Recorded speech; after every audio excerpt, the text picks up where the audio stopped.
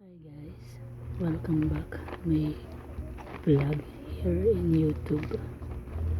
So ngayon mag-unbox tayo ng mga binili kong contact lens sa Shopee galing China kasi mas mura dun ng 10 to 20 pesos. Sa Manila mura rin pag online, basta wag lang mga mall, depende lang sa nagbebenta. Ito, nabili ko siya ng 110. Nag-make an offer ako sa Shopee kasi nasa 132 ata. Yung iba nasa 110. Depende sa klase o uri ng contact lens. So, nakasilip pa siya. Medyo maulan ngayon. Hinaan ko lang yung boses ko kasi may borders sa katabi ng kwarto. So ayan, sa Manila kasi yung mga binibenta yung mga binibentang contact lens ay may additional na 10 pesos hanggang 20 pesos. Samantalang sa China mas mura doon kasi yun yung mga taga Manila, doon sila mo-order. Sa Manila mga nasa 110 to 150 pesos, pero madalas yung animation or fashion, yung hindi animation, nasa 120 to 140 pesos. So ngayon bubuksan natin, huwag na natin patagalin, buksan na natin. So ayan, yung una ko palang video about dito, hindi ko napansin na malaki yung box niya. For example ito, nandito pala yung kanyang lens case na kasama. So tingnan natin kasi isa lang yung tindahan na binigyan ko. So tingnan natin yung laman. So ayan, buksan natin siya. Ayan, ito yung lens case niya. Dalawa. Actually shampoo in order. Tingnan nyo, nasa siyang lahat ng in order ko. Actually siyang lahat na box. Bilangin natin, 1, 2, 3, 4, 5, 6, 7, 8, 9. Diba ito? 1, 2, 3, 4, 5, 6, 7, 8, 9. Ito wala siyang kasamang case kasi maliit lang yung box niya. Tingnan nyo, wala siyang kasamang case kasi manipis ng konti at medyo maliit yung box niya. Tingnan natin yung lapad niya halos kapareho lang, tapos yung nipis niya halos magdadalawa. Ayan, ito yung walang case na kasama. Nung una kong inopen, kala ko yung case niya tatlo lang, nandun pala sa loob sa iba niyang box na malaki. Kompleto pala, nasa 14 case kasi yung una kong in order 14 pieces. Bali, kada isang peraso pares yun. Ito, wala siyang kasamang case. Ito yung partner niya. Samantalang ito naman na kasing liit niya. Ano to? Ito yung kasama niyang case. Wait,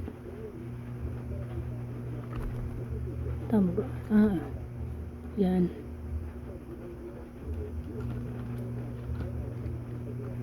Ito wala siyang kasamang case. Andito, dalawa yung case. Yan yung case niya. Dalawa lang inopen ko. Yan. Separate natin. Isa, dalawa. Tatabi natin siya. Yan. Yan. Dalawang case. Ito yung may case na kasama. Ito. Tingnan natin. Ayan. Ito yung brand niya. Diameter niya. Ito is expiration date. So ayan. Ito nandito yung contact lens case. Tatlo. Baliktad.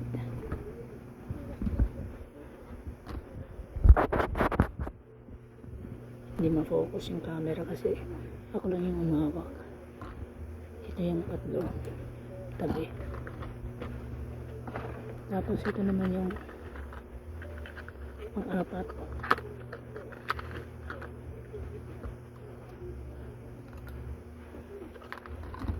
May kasama siyang case.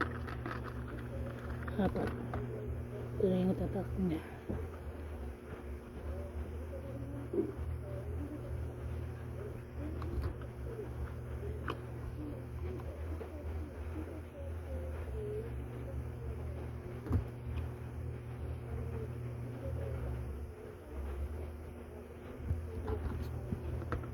Pang-apat.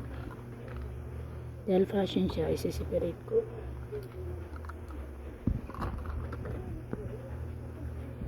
Yung kanyang expiration date.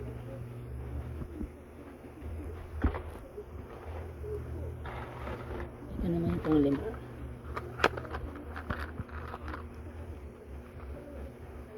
Kulay itim. Ito yung ginawa niya, ito yung expiration niya. 24, 25, 26, 27, 28. 5 years. 5 years yung kanyang expiration. Itong date na to, kung binilang nyo, tapos ito yung expiration niya. Nasa 5 years, 2023, 24, 25, 26, 27, 28. 5 years. Ito yung diameter niya. Sakto lang. Ito naman yung case niya. Pattaya black. Itim siya. Maganda siya guys.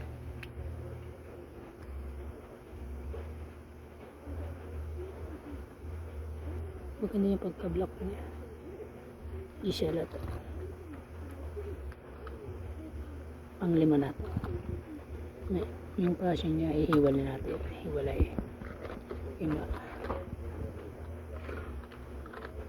Naman, pang-anim. Diameter. Millimeter atang base dito.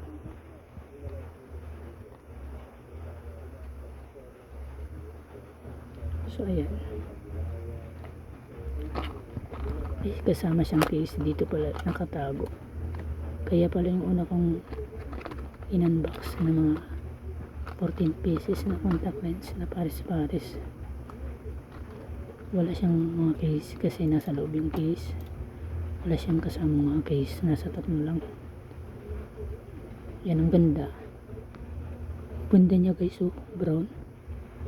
Para siyang pink. Tingnan nyo. Diba? Tingnan nyo. Grabe, ang ganda. Ang ganda niya guys. Ito. Ito naman yung beauty brown. Ito yung inspiration niya. Ayan. Millimeter. Negative 0. Wala siyang grado kapag ganyan. Yung may grado may positive ata. Negative 0 ibig sabihin walang grado. Wala siyang negative 4. Yan, tingnan nyo.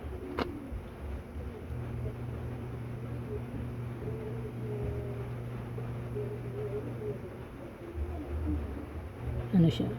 Beauty eye brown. Beauty eye brown. Ito yung lens case niya. Nagulat ako nung una kong pag-vlog sa una. Yung 14 pieces, tatlo lang yung kasamang case. Yung pala nasa loob lang ng box siya na medyo malaki. Ilan na? Nasa ano na siya? Nasa 7. Ito yung pang-8. Pang-8. Jam brown. Ito yung expiration niya, 1 year. Ito yung diameter niya. Negative 0. Wala siyang grado. Kung may grado yan, nasa 2, 4. Depende sa ano, sa grado ng mata. Hindi ko alam eh, kasi wala akong experience sa ganyan. Hindi ako nagtrabaho sa optical. At saka, walang grado yung mata ko eh. So, wala tayong alam dyan. Wala tayong alam sa krimen na yan. So, yan. Yan, nakikita nyo? Maganda siya guys. Open natin siya. Tatak niya pala jam brown. Ayan, yung kanyang full details. Yung millimeter ang basa ata dyan. Diameter. Tapos yung BC, hindi ko alam. Siguro pag nasa work ka, BC. Yan. Yan. Ito yung QR code niya. Yung iba wala na akong pakialam sa mga etc. na ganyan. Yan. So, open natin. Yan. Parang baliktad siya. Ito yung case niya nakasama. Yan. Pang-8 na.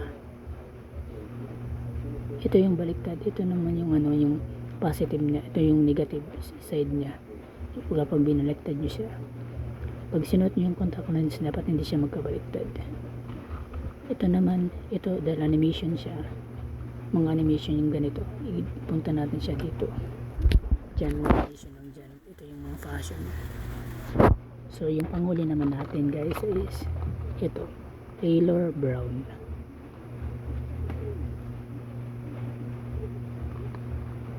Bato ng negative. Yan.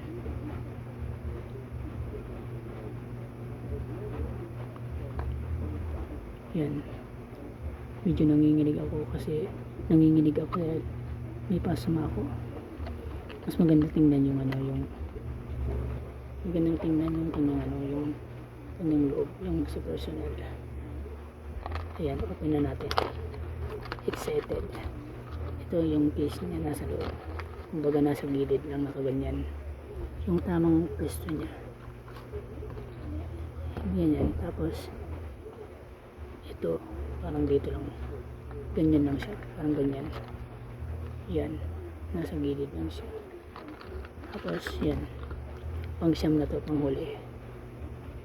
Ito yung Taylor Brown. Ito yung diameter niya. Parang maliit lang.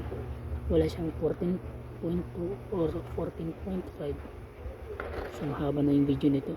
Para sa una kong unboxing na contact lens. Ayan. Maganda naman siya. Pero mas maganda ko yung isang pagka-brown. Yung parang yellowish. Ito parang hazel kasi ito eh. So yun lang muna guys. Pang-siyam na to. Thank you for watching. See you in my next video vlog. Like and subscribe. Okay naman. Bye.